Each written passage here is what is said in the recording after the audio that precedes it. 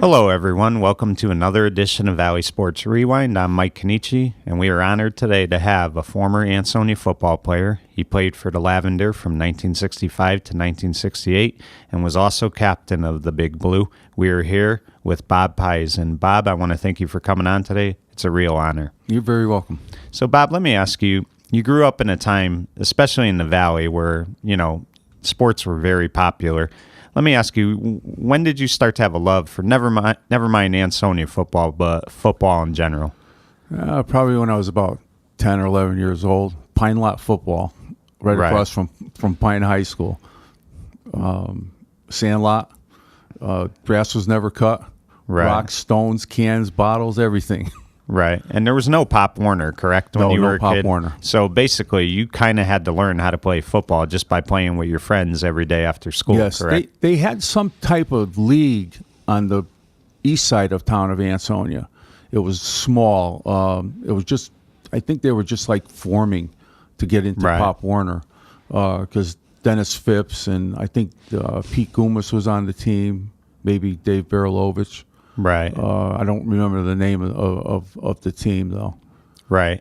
Now, we'll get into this a little bit, but you did play for Coach McAllister your senior year. But let me ask you, if I do my math right, when you were a kid, you probably got to see him play for Ansonia, correct? No. No. So he might have been out by then. Right. Let me ask you this. Would your father take you to games as a kid? I mean, would you go every Saturday to see Ansonia? Almost every Saturday. As long as my dad wasn't working, we went to Nolan Field. Right. And what was it like back then? Because Coach Jarvis, he wasn't just popular with football. He coached, I believe, 4 sports at one time. He coached basketball, baseball, and track. So let me ask you, I mean, was Ansonia popular back then like they are today, or were they still trying to establish themselves? No, I think they were well known by that time, especially in the Valley. Right. But Jarvis tried to get. He stayed independent. He always tried to get the better teams like West Haven or Wilbercross at that time, Hill House at that time. Hill House had a guy that turned professional, Palmer Gaines. Right. I think he played for the Kansas City Chiefs back in the early 70s. Right. So let me ask you this. As a kid, I know when I was a kid and I'd go to Derby games, you don't always pay attention until you get a little older. I mean, as a 10, 11-year-old kid, did you pay attention to the games, or was it more playing with your friends during the games? It was more walking around the track and watching the games from there, but never really paying attention all that much. Yeah. 1965 was a very good year for Ansonia. They went undefeated. Right. I think Mark Kordash was the captain at that time. Right. So let me ask you this. One of the things when I was a kid, too, is you always had to kind of get to the games. If Derby played at 10:30, you had to get there like 8:30 because of traffic, trying to find a parking spot. Did you find yourself as a kid, you and your father, having to go to games early just to park? Because, I mean, it was big back then. Absolutely. We'd get 10,000 people at a game. It was awesome, especially as a kid. Right. It's too bad we don't see that today. But. Right. So now, obviously, you were a tremendous football player, but let me ask you, did you enjoy the other sports? Did you like basketball? Did you like baseball as a kid? Nothing. No, so it was just football. Straight up football. Now, would you watch, did you have a pro team you liked as a kid? Did you have a college team you liked watching? Pro, Giants. Giants. So you probably got to see Frank Gifford, correct? Yes. When he was... matter of fact, it was great in 1974, I think it was, 73. The Giants came to play at Yale Bowl for a season while the new Meadowlands was being built. So that was another avenue to go to. We used to go see Yale all the time, and then Giants on a Sunday afternoon. Right. So let me ask you. I mean, when you're a kid and you see like guys like Coach Jarvis, they're larger than life because they're in your town and they're popular. So as like a 12, 13-year-old kid, had you ever met him, and what was your first impression? No, I met him in '65 when I started as a freshman. Great man. Great man. I still think of him today. He was an awesome coach, an awesome human being. He went 10-0 that year in '65, I was a freshman, and I had Mike Cannici as my coach. Right. As freshmen, then you didn't get too much of an opportunity to play varsity. Right. You had to be a real superstar. Right. Let me ask you this before we get into your freshman year. As a kid, too, we talk about Derby, Ansonia. Big rivalry. I know when I was a kid, it was very popular still. Let me ask you, was it big back then when you were like 12, 13 years old? Absolutely. Right. So talk about that rivalry a little bit, and we're going to get into it because you played in the rivalry. But talk about as a kid just going to the games. I mean, how awesome was that as a kid? I probably never saw 10,000 people gathered in one spot. Right. It was awesome. It really was to see these people. Right. You just never thought that they would attract, 2 high school teams would attract that many people to a game, because they came from all over Derby. From Seymour or Shelton, right. New Haven. It was a well-watched game. Right. So now, as you're graduating from 8th grade, did you have a good idea that you were going to come out for the team as a freshman? Absolutely. So there was no that summer. I went. Right. I went to St. Michael's in Derby, and I came out and I went to Ansonia High School, and that summer, that's all I talked about was going out for the football team. It was tough. Right. We were 14, 15 years old, and we were not used to what we went through. Right. But it made a man out of you. You know what I find interesting? You said you went to St. Michael's in Derby. So you were around a lot of Derby kids, I'm sure, because they went to that school. So let me ask you, I mean, did you find yourself not as into Ansonia as much when you were going to St. Michael's, or were you a big Ansonia fan? No, because I lived in Ansonia. Right. So it was always Ansonia. The neighborhood kids. Right. They just never. They were always my friends. They were always fans of Ansonia. Right.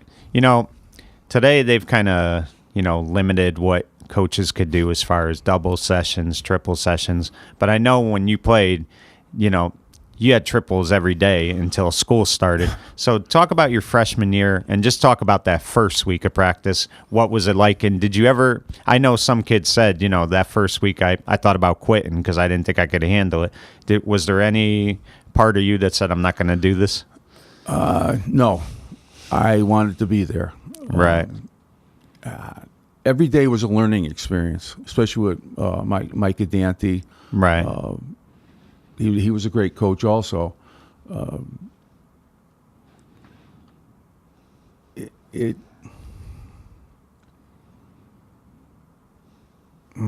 lost my thought.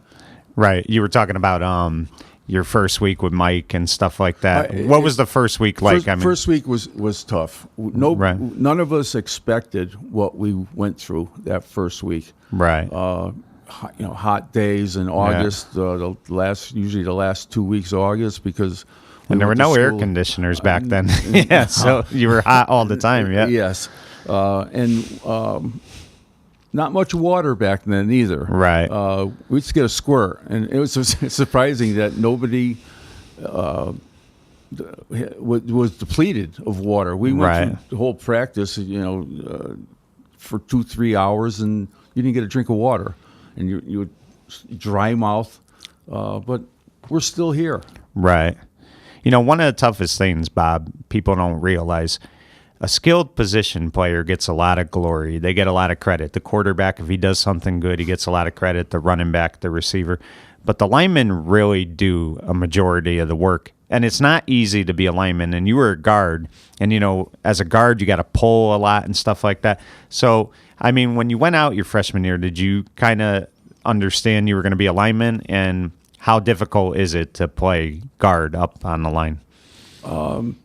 Yes, I knew I was going to be on the line. Right. I don't think it was difficult, especially the freshman year, because we really didn't know what we were doing. Right. We probably by the first or second game, we kind of caught on, and plays were kind of simple, pitch, right? Run, maybe throw a pass every once in a while. Right. And teams didn't throw a lot back then. It was more of a ground game. Yeah. So let me ask you, your first freshman game, I mean, how pumped up were you, and what was the first game like for you? I know it's a long time ago, but talk about that a little bit. It was a lot of fun, to play in an actual game, to see a scoreboard, with every time our team scored. And we had a pretty good freshman team. I think we might have only lost 2 games, but I'm not really sure about that. And did you play Derby freshman year? Yes, freshman? And Derby beat us. Right, but just talk about getting to play in your first Derby Ansonia game. Even if it was the freshman game, it's still, I mean, kids get excited. They get excited if they play them in Pop Warner. So just talk about what that feeling was like for you. It was awesome. Right. Because it was such a rivalry, even back then. Right. That's all you thought about was playing Derby, playing Shelton. It was too bad that we never got to play Seymour. We scrimmaged them every once in a while. Right. And Shelton, if I remember correctly, was always the second game of the year for you guys. So, I mean, right off the bat, you're being tested. That was a rivalry that sometimes doesn't get mentioned a lot, but that was a very good rivalry as well. Talk about Ansonia Naugatuck and what that was like, because it's not the same as Derby, but you play them on Thanksgiving, so that's a big rivalry too. Talk about, as a freshman getting to play Naugatuck for the first time. My family was from Beacon Falls, so at that time I still spent some time in Beacon Falls, so I got to know a lot of the Naugatuck players. Right. It was a rivalry that matched Derby. Right, and Naugatuck was really good back then too. Yes, they were. They had some good ball players. The whole valley had good. There's a lot of talent here. Right, there was a lot of talent here.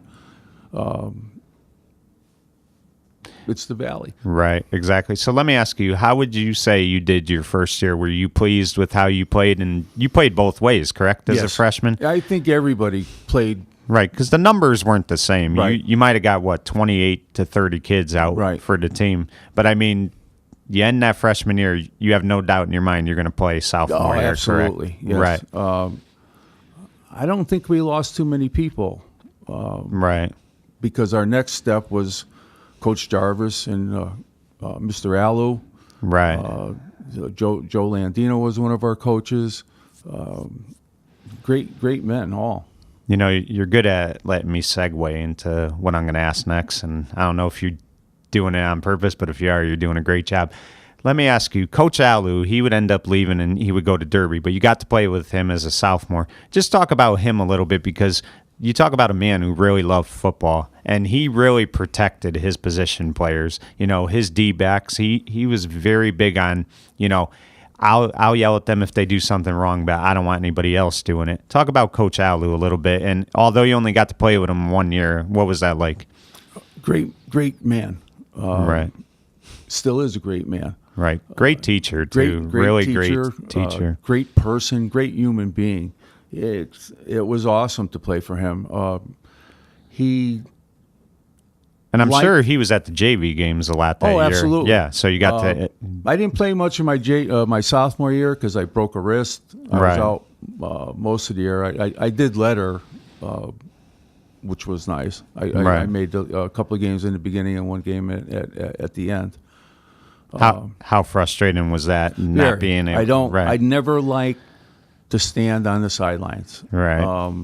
And it's tough because you feel like you're not contributing. Well, that's it. I didn't feel like a player standing on the sidelines. Right.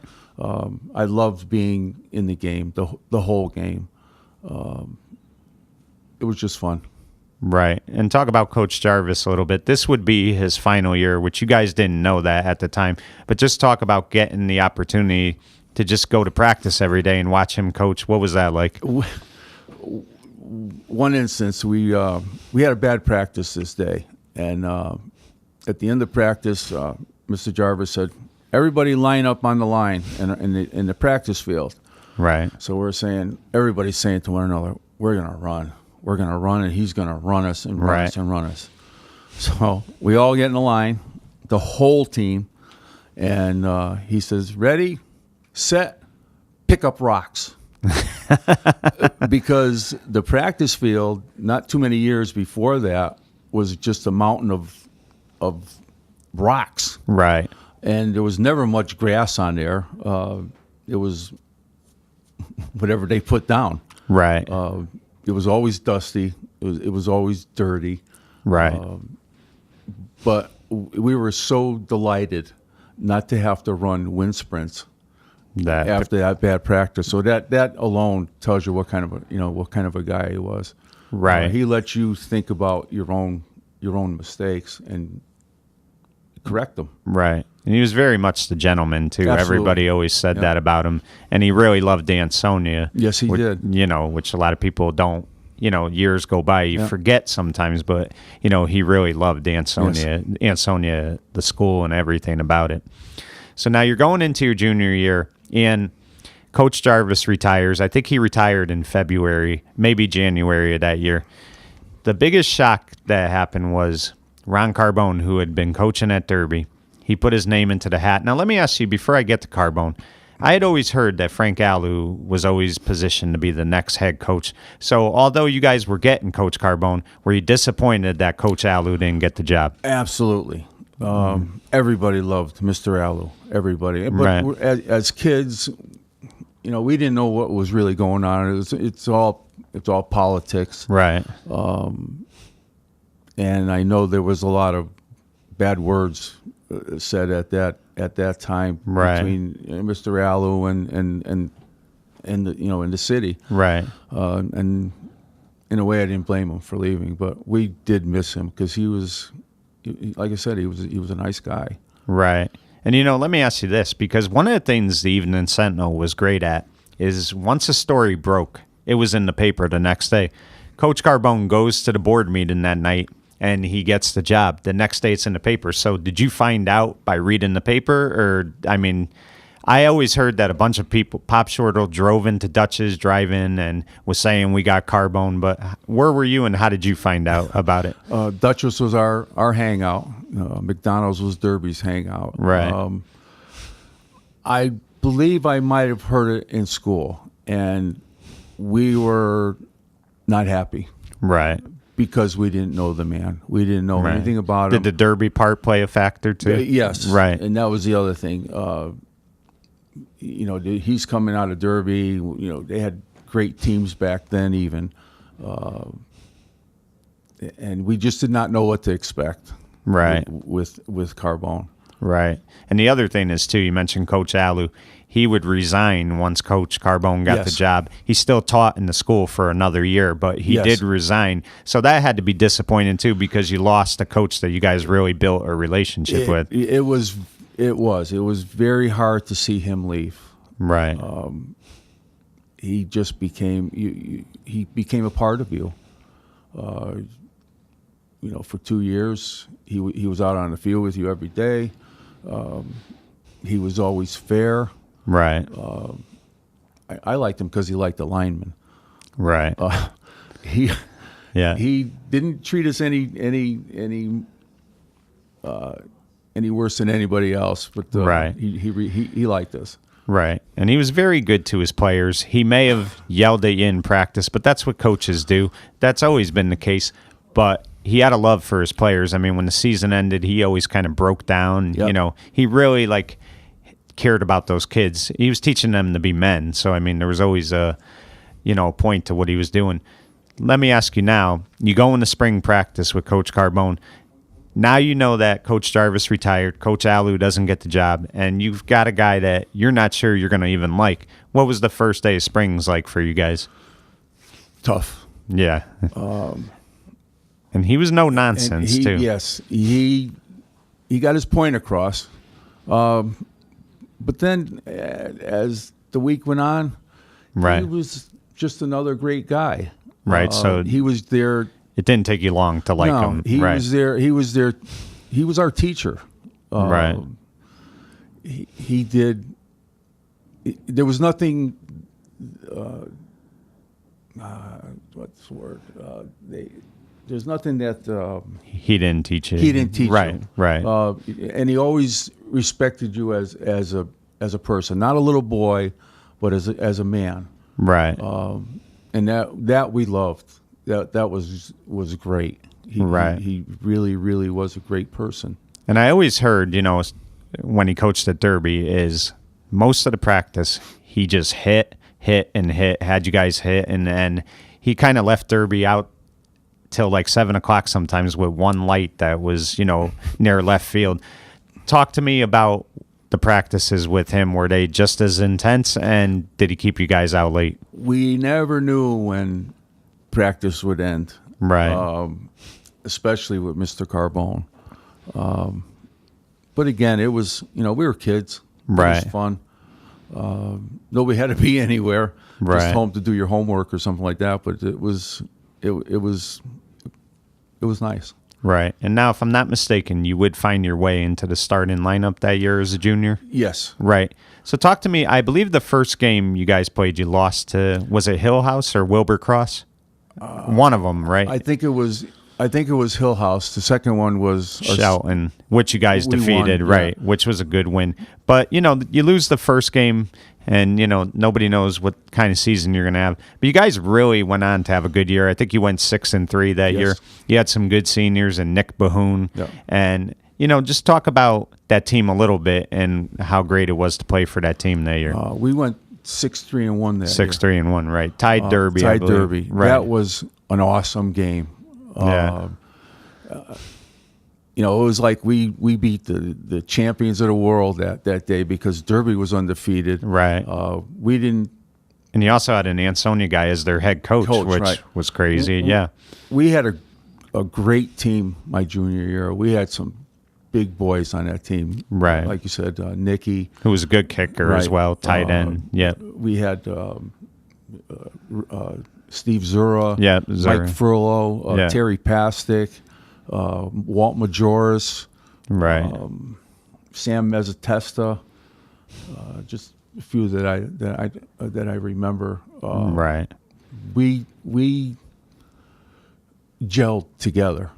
Right. We knew each other well at this point. Right. And as a junior and as a starter, you fit in with everybody. Right. And it was nice. You gained everybody's respect. Right.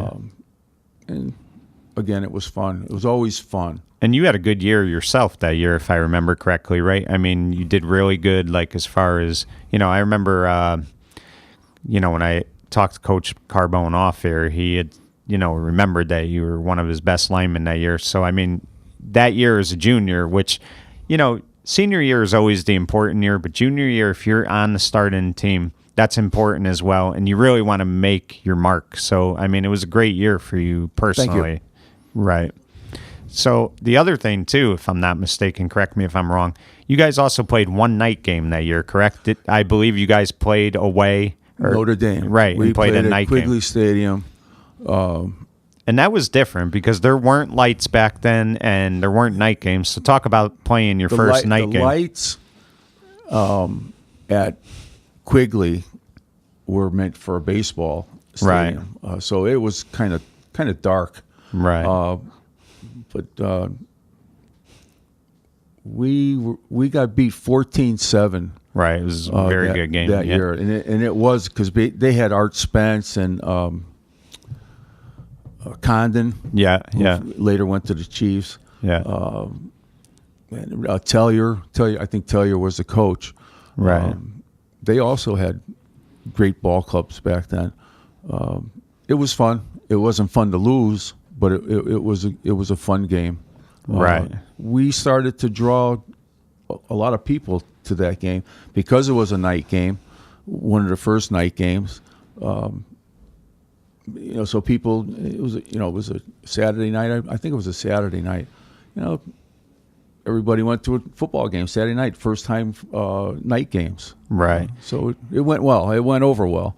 Right. It had to be a great feeling too to be a kid at the time. I mean, here you are. You're on the football team, and like nothing else, you want a reason to look forward to something each week, and you always had, obviously you had Derby to look forward to, but as a kid who's 15, 16 years old, you knew you always had something on a Saturday that you were going to do, and if you won, it was great. You felt like, you were the town heroes when you did something great. What was it like just being a kid back then? It had to be awesome, correct? It was fun.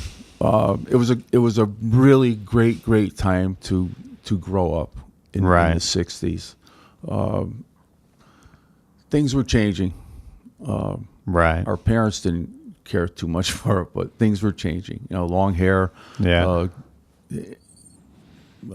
And a lot of things happened in the 60s. There was the Kennedy assassination. There was Martin Luther King, Bobby Kennedy, things like that. So you guys lived at it. Sports was kind of an escape for a lot of people because, a lot of people were affected by that stuff, the war, things like that. So, people don't realize what kind of escape you guys gave fans, because these fans had families who were fighting in the service and stuff. Right. So in a lot of ways, you guys really were the heroes of that town. We didn't know. You didn't think so, right? We didn't think so back then. We were just a bunch of kids playing a football game. I don't think any of us even realized how many people were there that day. And when you're playing the game, it's probably hard to really say, wow, look at all these people. Because you're nervous and you're just thinking about the game. Right. Sometimes you got to zone, take the crowd out of it a little bit. I don't think I ever heard the crowd as big as it was. I don't think I ever looked left or right at the crowd, other than maybe in warm-ups. But it was just good to know that all those people were there. Right. And they were watching you. Right. And, again, we talked about you guys went 6-3-1. That was a good year for you guys, and you knocked off Shelton. You beat Naugatuck on Thanksgiving.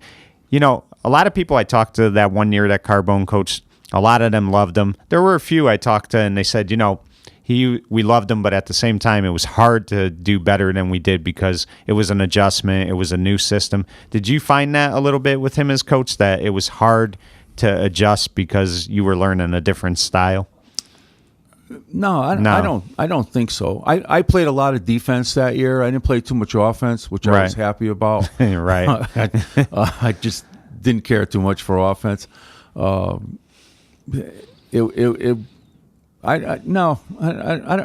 So you enjoyed playing with him? I enjoyed it. Yeah. Right. And now let me ask you this. This is something I was always curious about. Talk about Derby week. Carbone had just come off coaching Derby. Let me ask you, you're a young kid, so maybe you don't notice it as much. I'm sure the practices were intense, but did he have a rough week that week trying to prepare for Derby, knowing that, again, he felt like he betrayed those people when he left, so I'm sure that was on his mind. Did you see a change in him at all that week where he was quiet? Or he wasn't quiet. He was was more verbal. He Mr. Carbone, just like any other coach, wants to win every game. And I believe deep down inside they know they can't win every game, but they give their best, and you have to give your best for that one game. Right. So that's what we thought we did. And you guys played a tremendous game because you guys were the underdog. Nobody expected you guys to beat them, and you pulled off the 7-7 tie. Yes. And, it was at Jarvis Field, correct, which at the time was Nolan.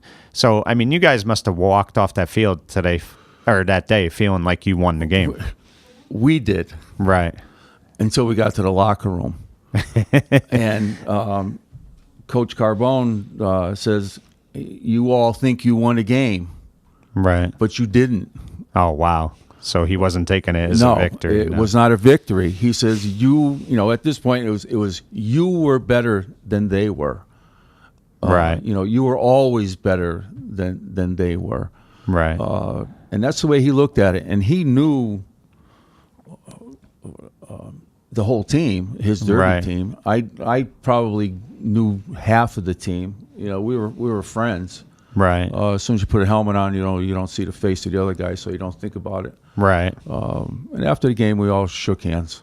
Right. So now let's fast forward to your senior year. I think it's February. I think it's February again. Now let me ask you.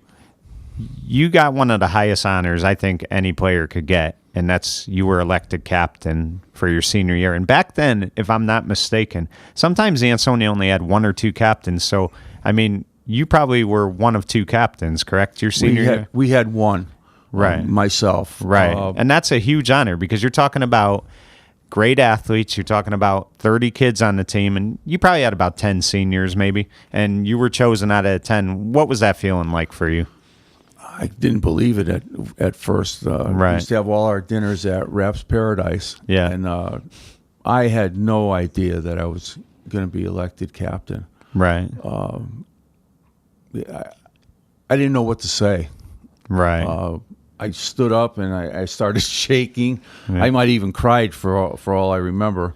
It was just an awesome feeling. Right. Going home that night and thinking about that after the. And were your parents present at the dinner? My dad was there. So that had to be an awesome feeling too. Yes. You get up and everybody's clapping. And if I'm not mistaken, because he had yet to resign, Coach Carbone elected you captain, correct? Right. So that had to be a great feeling. You got this no-nonsense coach, a guy who works kids hard all the time. And basically he was saying this is your reward for the season you gave him. We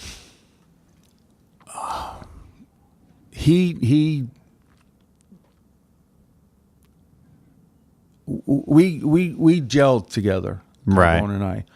My junior year, I actually quit. Oh, really? Wow. And I got phone calls from Coach Landino, Coach Jeremy, and I just said, no, I quit. And when Coach Carbone called, all he said was, Bob, I want you up here at noontime. Really? I said, okay, Coach. So I went. And I walked in, and when I walked into the clubhouse, the whole clubhouse went silent. And I said, oh, my God, I'm going to die. So I went into the coach's room, and Mr. Carbone sent all the coaches out. Right. And we talked.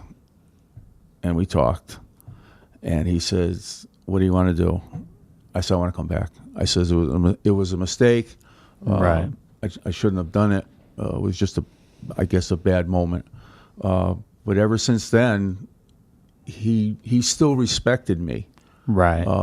And I gave 110% every practice after that. Right.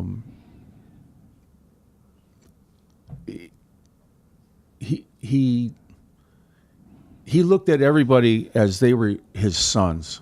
Right. And he wanted everybody to do well. Right. So let me ask you, you get the news that he steps down. He takes an assistant coach position at Southern. I think he got to call the defense. Now, where the Derby people felt betrayed, they felt betrayed because he went to Ansonia. Now, he left to go to Southern, but did you, for a kid who played with him all year, did you feel a little betrayed or did you understand it? I don't think we felt betrayed. I think we were more feeling bad because he wasn't going to be there. Right. You just got used to him. Because we had just gotten used to him. He had just gotten used to us. We all clicked. And when he left, I didn't feel betrayed. We all knew that he was taken on into a college team because that's what he wanted to do. He wanted to coach college football. Right. It's funny, Bob. It's why you never could listen to the media because they never get it right. When Coach Carbone had gave his notice, they were giving you a list of people who were possible candidates. I think Landino, who you talked about. I think Alu was back in the running. Mm-hmm. And the one guy they mentioned Coach McAllister. They said he's a long shot to get the job. He probably won't get it. That was in the paper. And that's the guy who ends up getting the job. Yeah. But let me ask you this. I mean, again, let's go back to Coach Alu. He applies for a second time, and even though you're getting an Ansonia guy to be your head coach, did you guys feel again that, like, this is wrong, this guy should have got the job? I mean, he had applied a second time, and again, they didn't give it to him. I guess he made enemies right after that. It's too bad. Nothing against Coach McAllister, but we all knew Coach Alu. Right. We knew what he was capable of and how he would be treated. Right. we had no idea about Coach McAllister. Right. So let's talk about your senior year. Coach McAllister gets the job. I think one of the biggest reasons you guys had a bad year, I don't want to make excuses, but I think the reason is your class had 3 different coaches in 3 years. And that's very hard for kids at that age to go through coaches like that because, again, you had Coach Jarvis's style, then you had Coach Carbone's, now you got Coach McAllister's. Talk about, just that first week of spring practice. Did you feel like you guys could have a good year, or did you think it was going to be tough? We lost a lot of kids that year. Right. That first season, a lot of good kids. Right. Sickness, people not wanting to play for Coach McAllister. Right. I don't know why. I didn't even know him, but right. So we ended up with a bunch of guys that most of them didn't play football. Right. From freshman year up to senior year. Right. So it was going to be a difficult year. We were playing by season beginning. And I think you went through like 3 quarterbacks that year, correct? Or at least 2? Yeah. Andy Olszewski was a very good quarterback, great arm. Right. And then there was John Knapp. Right. John Knapp was kind of like a Fran Tarkington. Right. Matter of fact, he even looked like him when he ran the ball or threw the ball. Right. They were both very good. We didn't have a say in the quarterbacks, but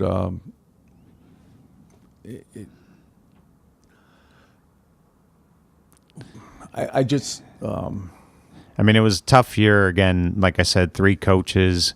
And again, you had a couple quarterbacks you guys tried. And you had a new coach. I mean, and you said kids had quit. So, I mean, you guys didn't – I don't think you guys got killed in a lot of games. I think some of them were close. I think – Some right. were close. Some were not very close. Right. We played West Haven that year. I think we got shellacked 72 to 14 or something like that. Which was crazy, not to make excuses, but they were beating teams 99 to nothing back then. Yeah, which is hard to believe. Absolutely. But, they fielded, I think, about 5 teams. Right. So when the first team came out, second team put it in, they were just almost as good as the first team. Right.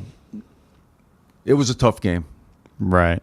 Now, did you like playing for Coach McAllister? I mean, it was 1 year. You'd went through your 3rd coach, but did you enjoy playing for him despite the record? Yes. Right. And he was tough, too. He was very tough. He was a Marine, He was similar to Coach Carbone. Right. And they both coached together. Yeah, they both coached together, so they both had that style. Right. He was similar to Mr. Carbone in every way. Right. All our plays were basically the same. Right. That year, we ran out of kids to play, and that was the first year that I ever remember freshmen playing at a varsity level. Right. Because we had no choice. People were just dropping away on the wayside. Right. And it was a tough year. It was. We lost a lot of people from my junior year. Right. And we lost almost a whole team my junior year. Right. These guys were, back then they were big guys. I was the smallest guy on the line at 5'10". Right. And I don't even think I topped 180 pounds back then. Wow. And a lot of these guys like Steve Zura and Mike Furlow and Terry Pasick, they were 6'2", 6'3". Right. They weighed 220, 225. And they're tough to replace something like that. Right. And the freshmen not knowing how to play organized football at this point made it even tougher. Right. Especially for Mr. McAllister. Right. Although it was a rough year, you had a good season again. And I know back then they did not play in the league, so there was no MVL. But I do, if I remember correct, correctly, you were elected to the All-Valley team that year, correct? Yes. So, I mean, listen, in my opinion, making All-Valley sometimes is better than making All-League because it's about the Valley. You're talking Seymour, Derby, Ansonia, Shelton, and you want to be in that group. So, although it was a rough season, record-wise, talk about that feeling when Coach McAllister told you were elected to All-Valley. It was awesome. Again, whatever all these other great players all around me, why was I the one that was picked? It's still. And the feeling too, Bob, that I think means more to you than anything else is you got elected to that team, but keep in mind that you have to be nominated by your coach. And again, captain. Coach Carbone played a big part in that, and you were elected captain. And All-Valley, Coach McAllister played a big part in that. So that's got to be a great feeling because what that told you was my coaches, they were rewarding me for all the work I did. And, when you're a young kid, you want to please your parents, obviously, but you want to please the people you play for, too. They kind of become, like you said, your father. Right. So that had to be a great feeling when you saw that you were All-Valley and Coach McAllister had something to do with that. Yes. It was, you try to keep your head from swelling, which is kind of tough. But I was always a quiet guy and kind of kept a lot of things inside. And it just felt great. The feeling was great. And then when we went for pictures and you had Vinny Greco on one side and Mike Cannici and Gary Lucarelli and you're talking about guys that played Division I college, so I mean, Coach Spoonheimer. It was great. It was a great team. Right. And to be in that group had to be awesome. Yeah. And Bob, you had a tremendous career, no doubt about it. And as you were out of high school a few years later, Ansonia football really took off. They had the playoffs, and they became like a machine. I mean, they are the class of the state. So how proud is it for you, for somebody who played with that program, to see the success they've had in the last, 40 years? Who would ever thought it? Right. That they would gainer teams like that every year, year in and year out. And a bad season for them is 9-1. Right. Right. It's all coaching. Right. You got Coach Lisi, Coach Spoony, Brockett, Spoony. Right. Of course, Delavolpe Jack was Hunt, there. Jack Hunt. All those. It was Kevin great Rowley. coaching. Yeah. All of these guys learned from Coach McAllister, Coach Jarvis, McAllister, Carbone, right. And you played with Bobby Lisi, if I'm not mistaken, too. He was a year behind me. Right. Bobby was a good ball player also. Right. And I believe you played with Jim Gregorio, too? Yes, Jim Gregorio. And he wasn't bad either. Yeah, he was a very good player. So let's fast forward a little bit. Let's go to 1989, 1990. Now you have a nephew who's playing on the other side. He's playing for Derby. And, of course, you're going to root for him. Was that difficult at all to go to a Derby Ansonia game and you have to root for your nephew, Gino DeMoro? It was very difficult. Yeah. He idolized me. Right. He took my number. To play 53. Right. And it was very hard because when we all went to the Derby game, we always stood up by the press box. Right. And it was just like a group of Ansonia guys at that one spot. It was tough. Right. I don't think I did too much cheering for either side because it was just tough. But I'm glad he did what he did. He was a good ball player. And similar like you because he was small. Yes. He wasn't big, and he worked his way into the starting lineup his senior year. He became a starter at nose guard, I believe. Yes. And again, he was small. He was not your typical lineman, but he had a lot of heart. And, that had to be fun. I'm sure once they stopped playing Ansonia, you were able to enjoy the other games. Yes. Right. Now, let me ask you this. He was very fortunate. He got to play second base on the state championship baseball team. And again, when you look at Gino, I always compare him to like the guy Rudy from Notre Dame, because Gino was not a big guy, but Gino worked harder than probably a kid 300 pounds, and he always had to fight to get his way into the lineup. He did it for football. He did it for baseball. Talk about getting to see him win a state title as a senior, how thrilling that was. It was awesome to see the joy on his face. You could see his head swelling, but it wasn't like that. It was all right. He felt good about himself, and he should have. Right. He accomplished a lot. Right. In that 1 year. Right.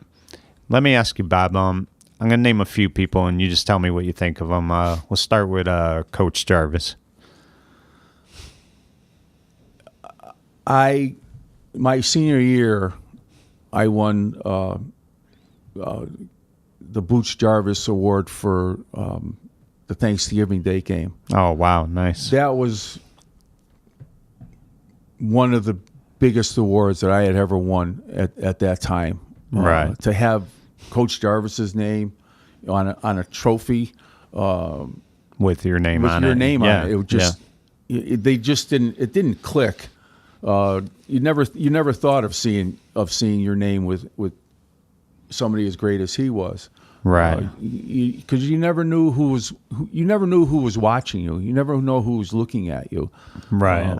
That's why all the coaches always told us, stay at your best. Right. And you'll succeed, and you'll never have to worry about any outside activities. But Jarvis, he was a funny guy also. Right. He had a dog named Mitzi. It was a Cocker Spaniel, and Mitzi went everywhere with Mr. Jarvis, to every practice, every game. He was always there. Right. And he was just a great guy. He really was. He was like he was like your grandfather. Right. That you always looked up to. Right. Coach Carbone. I loved him too. Right. He put a lot of faith in me, and I didn't want to let him down. Right. Coach McAllister. I felt bad because I felt that it was my fault that we were not winning ball games. I don't know if the teams were tougher than we were. Right. They might have been, because we were so sparse in the players that we had. We had like Tony Caserta. He was a pulling guard at 160 pounds, I think. He was probably about 5'6", but he was a good ball player too. But he was going up against guys. He would be pulling out to hit out a guy like Brent Stanford. Right. Which is like running into a brick wall. Right. Or on the other side, you had Kevin Callahan. The same thing. It was like running into a brick wall. Right. And I think they found it very, very tough, especially the first-year people because we had a couple of first-year people that came out senior year. Artie Seckham came out, and Artie actually won the most underrated player that year. Right. His senior year, he was a good ball player also, especially for somebody that only played one season. Right. Yeah, but I felt bad for Coach McAllister. Right. But he's a good man. I really cared for him. Right. Bubba or Willis Bubba Green. Talk about him because he's played a big part in Ansonia. Willie was the man. Right. He really was the man. He took in strays. At the Kale Club, right? Everybody hung out. If you played football for Ansonia, or if you played baseball or whatever sport you played for Ansonia, if you did not go to the Kale Club, you weren't from Ansonia. Right. That was just how it was. He was great with us. He took us everywhere. He organized things for us. He did all our filming for us back then, 8 millimeters. Yeah, and all those games are still around. Yeah, so, matter of fact, Coach Lisi had given me my films from 67 and 68. Right. They're tough to watch, but they're fun at the same time. The quality is great, though. It really is. There's no sound, but the quality is great. Yeah. Bob, before we go, let me ask you this. What was the most rewarding thing you got out of Ansonia football? I mean, obviously wins matter, but what was the thing you took out of it the most? I think you grew. Football teaches you a lot of things, a lot of things that help you in life. Right. It was rewarding. Right. It pushed you, football being what it was, it pushed you into the next part of your life. Right. And it kind of made you look back on, what would he have done or what. You took a lot of respect back. Right. When you graduated. Right. Well, Bob, it's been a lot of fun. It's hard to believe it's been an hour already. But, when I look back at the great Ansonia teams, the great Ansonia players, I mean, you have to be right up there because, you played in a time where, you were playing big schools week in, week out.